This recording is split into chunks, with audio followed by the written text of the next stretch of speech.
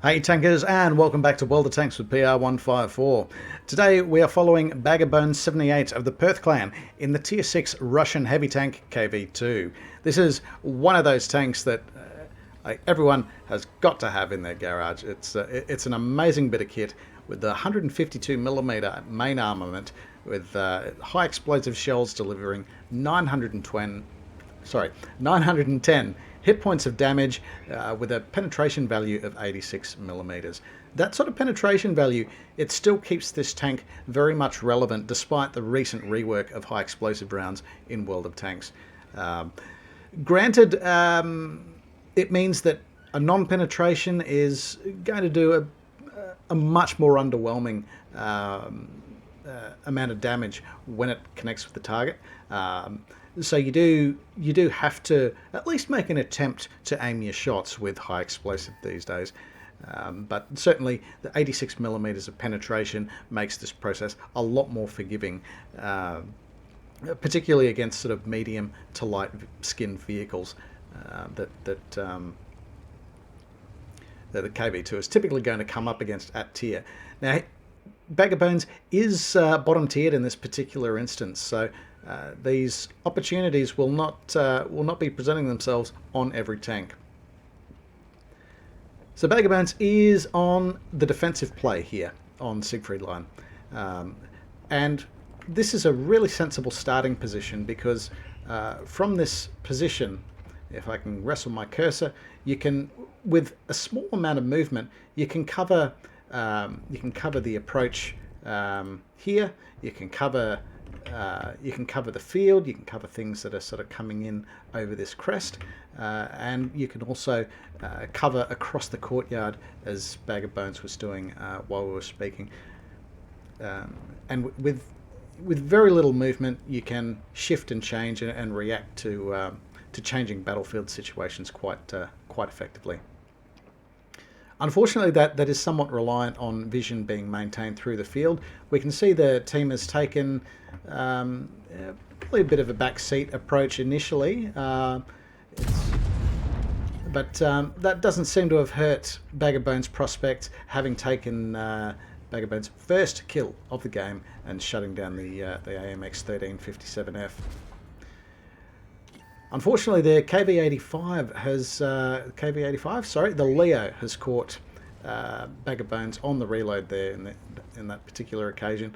But you certainly, whenever you're fighting against the KV-2, you really do have to press those opportunities to get a shot or two in while it's reloading, because you might not get that next chance.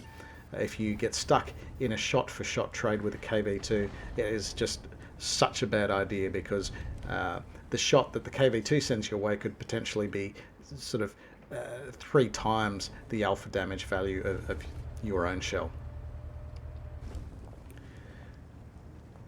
So we can see enemy vehicles are there, but BagpfBones isn't pressing out to contest them, and that's a really smart way to be.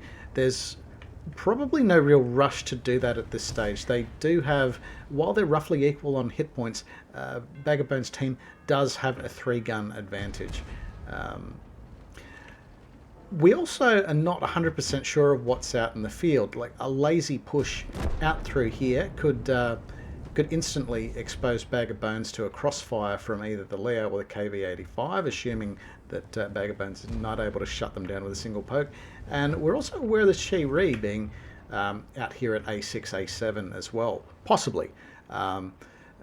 So you sort of you do the math and you quickly work out, well, is that sort of risky poke worth it?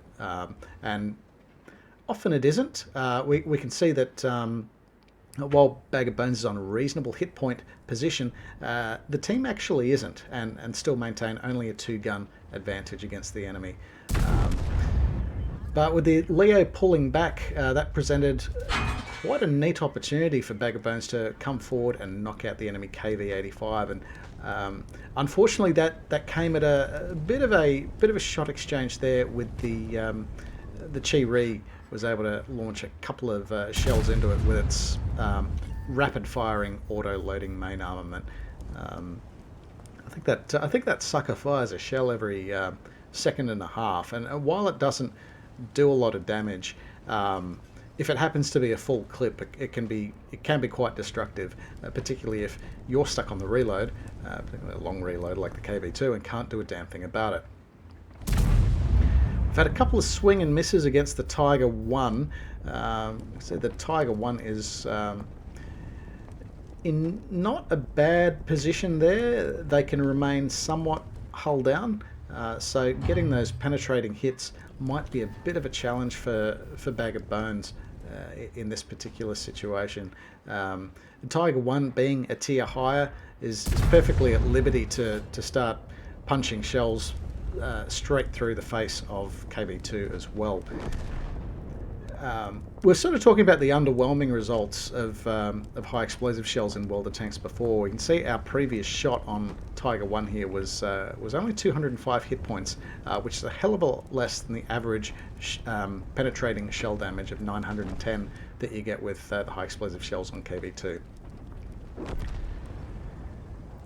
Another enemy tank bites the dust, so they now have a 4-gun advantage, but still roughly equal on hit points. So hit points are going to be at quite a bit of a premium for BagpfBones' team, and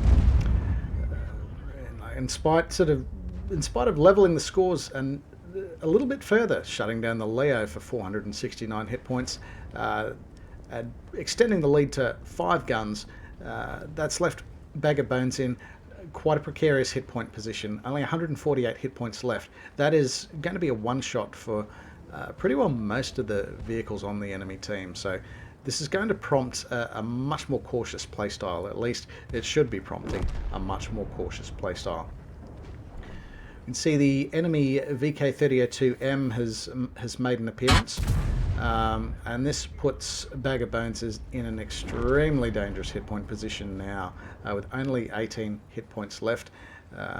The fire and response is probably connected with the gun mantlet, and the thing about these Panther clones and baby Panthers is that the gun mantlets tend to be quite strong. They also count as spaced armor, so they're going to render most high explosive shells pretty ineffective on contact. So probably the best thing to do for BagpfBones right now is exactly what they're doing. They are presently the only vehicle that's covering this sector, but we can see that the VK-32M has actually reappeared down on the G line. So a quick calculation of what's around, and BagpfBones has realised, well, okay, this is an opportunity to move. We know all the enemy vehicles are now in the south, so let's go and cause some mayhem. Lining up the arse end of the Jag Panther, BagpfBones picks up their 4th kill of the game. They're still deficient on hit points, but have a 2-gun advantage on the enemy team, which is probably not a bad position to be in, given that they're on the defensive. It's certainly going to cramp the enemy's ability to sort of rush with superior numbers and try to knock them out and take the cap. And that sort of leveled just a little bit further with the VK-32M that has been sort of working the different angles of the city, being sent back to the garage there by BagpfBones. And BagpfBones' teammate Buffy AU is able to knock out the enemy Tiger 1, but shortly thereafter knocked out by the enemy self-propelled gun. But this puts BagpfBones' team in quite a confident position now. Oh, and we see a Panther playing from a tank destroyer position. That's not helpful. Top tier medium tank playing from a tank destroyer position. That's not ideal at all. But that's all right. We have BagpfBones78 punishing them for their letting the team down, I would suggest. 45 seconds left on the clock. I wouldn't suggest BagpfBones is the most mobile vehicle in the game, so chasing down SPGs at this stage is probably not wise, particularly noting the hit point position of BagpfBones. There's every chance that BagpfBones could be spotted and snotted by the SPG. before BagpfBones has opportunity to sort of lay the gun on target. You can see the VK-32M has decided to go for a bit of a stroll. BagpfBones will continue the fishing expedition. Well, we didn't actually see a shell burst there, so there might have been a bit of splash damage inflicted on the enemy Hummel. We'll have to take a look at that after the game. But time's up. Time's up for the enemy team, and that's victory for BagpfBones78 of the Perth clan. Let's take a look at the results. And he's got to be happy with that. BagpfBones has come away with a well-deserved Ace Mastery badge for his efforts today. Also the High Caliber and Top Gun Epic medals. The High Caliber medal for accounting for at least 25% of the hit points of the enemy, and Top Gun for coming away with at least 6 kills. And what a head count here. The KV-85, Jagdpanther, Leo, AMX-1357, the VK-32M, and the Panther all shut down in rather epic fashion.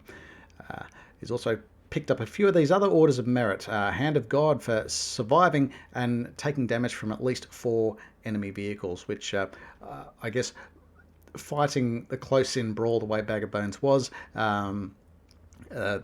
he's obviously suffered quite a few hits along the way. Duelist, of course, for destroying at least 2 enemy tanks that have caused damage to BagpfBones in turn, and of course Fire for effect for doing BagpfBones at least BagpfBones hit points in damage, with over 3,600 hit points inflicted upon the enemy team. Having a look at the team scores, a well-deserved top placement by Experience here, closely followed by the M44 and the Stur Emil. On the enemy team, special mention to the Tiger 1 that had been shut down by platoon mate Buffy AU earlier in the game, but had been making a fairly effective stand on that particular flank of the city. They were, of course, backed up by the Chi Ri with its auto-loading main armament. They were out to win medals as well. Surprisingly, the Panther, who we'd earlier criticised for playing from the back of the map, has managed to rack up a considerable damage score. Unfortunately, it might have been slightly more effective for them if they'd been able to get into the fight and be a little bit more proactive. Playing a medium tank like that from a tank destroyer position, it's potentially not best use of the vehicle, and may have cost the team quite dearly in this particular instance. Granted, BagpfBones' team only had 3 guns left in the game at the end, so it was quite a close contest. And if you'd like to see one of your videos featured on World of Tanks with PR154, please give us a shout over Discord or any of the links below, and we'll do our best to sort you out. In the meantime, take care out there.